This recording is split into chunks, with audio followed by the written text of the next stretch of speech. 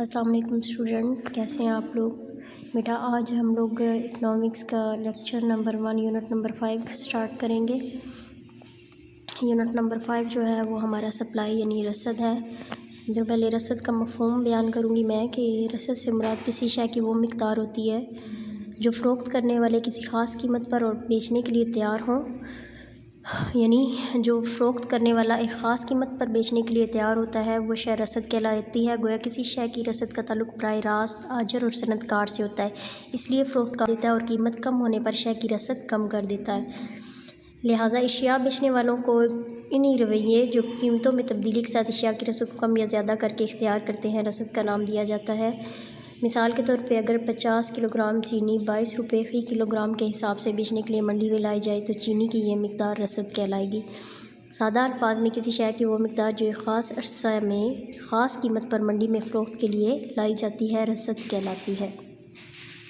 इसके मफ़हूम को समझने के लिए इन नुकात को ज़हन में रखना ज़रूरी है, जिसमें सबसे पहले तो आपने ये ज़हन में रखना है कि किसी शय की रसद हमेशा एक ख़ास कीमत के साथ मुंसलिक होती है। कीमत के बगैर रसद का सही अंदाज़ा लगाना मुश्किल होता है। मिसाल के तौर पर कीमत का जिक्र किए बगैर हम ये नहीं कह सकते कि आजिर कितनी चीनी बेचने को तैयार है। इसलिए चीनी की रसद का सही अंदाज़ा लगाने के लिए ज़रूरी है कि बताया जाए कि कीमत बढ़ने पर चीनी की रसद बढ़ जाती है और इसके बरक्स कीमत पर रसद घट जाती है।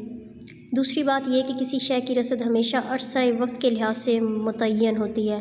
पिछले हफ्ते चीनी की कीमत 22 रुपये फ़ी किलोग्राम थी और इस हफ्ते चीनी की कीमत 23 रुपये फ़ी किलोग्राम है, यानी 1 रुपये का इजाफ़ा। तीसरी बात यह कि किसी शय की कीमत और रसद में बराह रास्त ताल्लुक़ पाया जाता है, यानी जब किसी शय की कीमत बढ़ती है तो उसकी रसद भी बढ़ जाती है और कीमत कम होने पर रसद भी कम कर दी जाती है। चौथी ये कि ऐसी कीमत जिससे कम कीमत पर फ़रोख्त करने वाले अशिया को बेचने से इनकार कर दें उसे महफूज कीमत कहा जाता है, यानी रिज़र्व प्राइस का नाम दिया जाता है।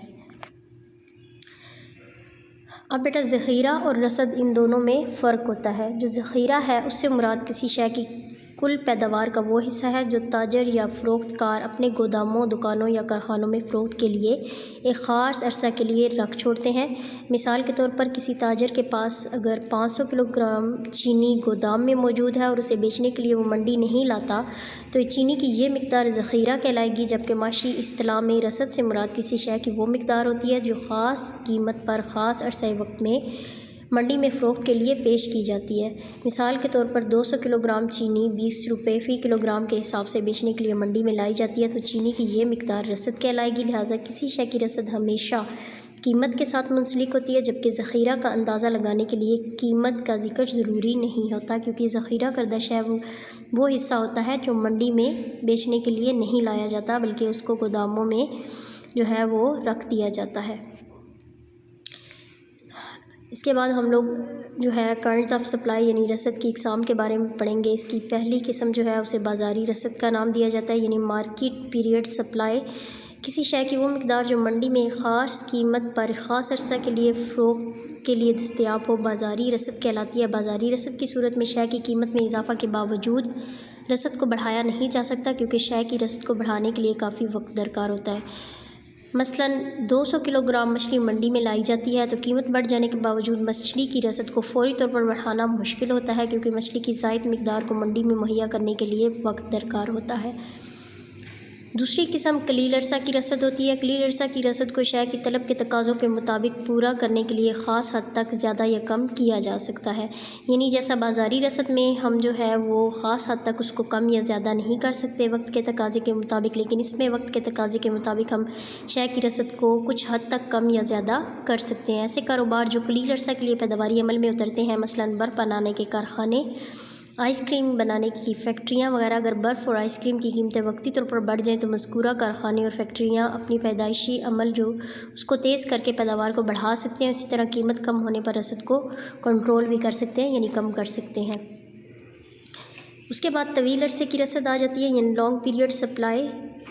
जब किसी शय की रसद तवील अरसे तक मुस्तकिल नोयत की हामिल हो और कीमत बढ़ने के बावजूद शय की तलब में इजाफ़ा मुस्तकिल नोयत का हो तो ऐसे में ज़ायद तलब को मद्देनज़र रखते हुए आजर इसी सनत की पैदावारी सलाहियत बढ़ाने के लिए कोशिश शुरू कर देते हैं ताकि वो गैर मामूली मुनाफा कमा सके। मज़कूरा सनतों का अरसा जो होता है वो इतना तवील होता है कि इस अरसे में कई नए सनतकार जो होते हैं वो भी गैर मामूली मुनाफा कमाने के लिए ऐसी सनतों को इख्तियार कर लेते हैं।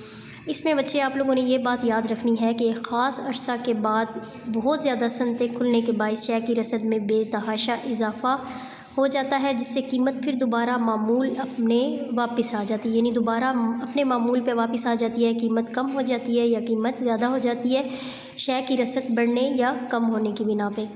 इसी तरह तवील अरसा में रसद को तलब के मुताबिक आसानी से हम लोग जो है कमोबेश कर सकते हैं, क्योंकि लंबा पीरियड होता है और इस लंबे पीरियड में हमारे पास वक्त होता है और हम आसानी से उस वक्त में जो है शय की तलब बढ़ने पर उसकी रसद जो है वो बढ़ा सकते हैं और शय की कीमत में कमी बेशी पर रसद जो है उसमें कमी बेशी कर सकते हैं।